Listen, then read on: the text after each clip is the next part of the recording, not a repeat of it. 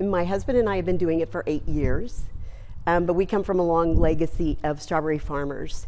My dad grew strawberries all through when I was in high school, and my grandpa and my great-grandpa, so we've been doing it in the family on the same farm for a long time. That's awesome. And how is it? How is the farm life, and how's it growing strawberries? We love the farm life. It's a lot of work, but it's worth it. You get to reap all your hard work in the harvest, and so we really love doing that, and we love sharing what we've grown with everybody in the community and surrounding areas. How has it been this upcoming year getting ready for the festival? We had a rough year this year. It was very hot and dry. We plant in October. We lost a lot of our plants due to the heat. We replanted, but those plants were put in the ground about a month later, and they were younger and smaller plants. So they're starting to come on. We had some cold weather, February 22nd, 23rd, and we had a freeze. That affected our crop as well. We did not get everything covered, and so it kills a lot of the blooms and can damage the berries, even the bigger green berries that are on the plants. So we're dealing with Mother Nature this year, and that's something that we have to do every year. It's just been a little harder, but they're starting to come on really nice. This is every farmer's worst nightmare. Yes. Unfortunately. Yes, it is. Despite the setbacks, it looks like we'll have the strawberries a little longer for the season. We should have them till the end of May, depending on the weather. When it gets really hot, the berries start to get smaller and then they taper off, but we should definitely have them till the end of May. What's the perfect weather to grow strawberries? Cool nights, sunny days. So they don't like extremes. They don't like extreme temperatures. Yeah, we haven't gotten much rain. No, it's been very dry. So there's no submoisture, so we're having to water the berries more than we normally would, and just to sustain their growth and ripening. So this has pretty much been all hands on deck. We were just talking about this is a lot of labor work here. Like you're on your hands and knees planting these, and not only do you have to do what Mother Nature isn't doing for you, you have to water these. Yes, we have 30,000 plants on our farm. A lot of the farmers have larger numbers than that. Some have smallers, but all of those plants have to be hand planted. And then the berries have to be hand harvested as well. So yes, it's a lot of handwork. So it looks like you brought some beautiful strawberries. Do Yes. you have the needs for the festival? We're starting to get there. They are a little bit slower, but they're coming on very nicely now. So I think we'll be able to hopefully supply the demand. Everybody's ready for their fresh Poteet strawberries. That's awesome. So what do you look forward to the most with the festival? Getting to auction off these? Oh, absolutely.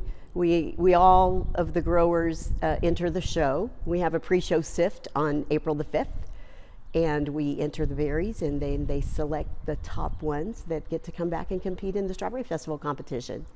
So we're looking forward to that, but we just look forward to the whole weekend. We love meeting people and talking to them and sharing our product with them because they enjoy it so much.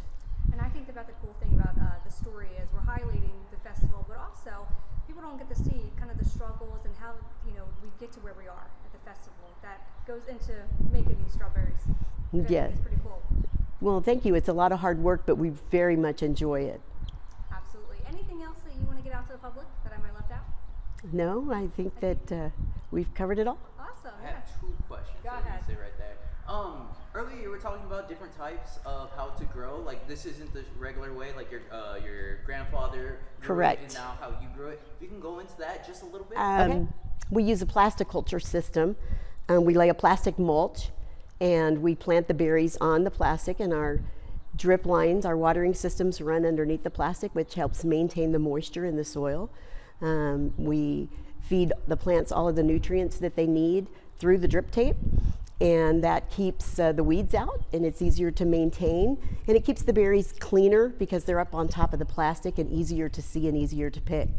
Versus when my dad grew berries, it was all bare ground. There are some advantages to bare ground, but it does take more labor to keep the weeds out and control them. And then if you do get a rain, the berries will get dirty and they sit in the dirt and things that are not healthy for them. So yeah, we do very well with the plasticulture these days versus how they did it in the old days. That's really interesting. Oh, you say this this method of growing strawberries has helped y'all with the extreme weather lately? Yes and no. We have both white plastic and black plastic, and the black plastic keeps the ground warmer, which is not good when it gets hot. Some berries thrive on the black, and some berries prefer the white. And we have other growers that have used other colors as well. The white is 4 to 6 degrees cooler under the ground, but then that can harm you in the winter months when it's really cold and the plants grow slower. So there's advantages and disadvantages to both of those. And we grow about 7 different varieties, and they all have different characteristics. Some grow better and when it's colder, and some do better when it's warmer. So they're all a little bit different. That's so interesting. And then my last question is, how important is the festival for growers, for the public to come out to support local farmers, to like really call to action to the community because of the extreme heat? I know y'all had to invest more. Like, how much of the payoff is to have like a huge turnout? The festival is very important to the growers. We bring our product and we reach a great number of people during the festival. We're happy to provide them with an amazing product that they want to come back. So the festival not only helps the growers and the farmers, local farmers. We produce a variety of other products. Casa Farms produces a strawberry salsa, strawberry habanero barbecue glaze. We make 10 different varieties of jams, and all of those things are available for the people that come to the festival, and we're happy to provide that for them. And then our farm is open on weekends and all throughout the season. And so we continue to provide those services, but the festival itself is invaluable to us to get our product out there and just have a supply for the demand that comes that weekend.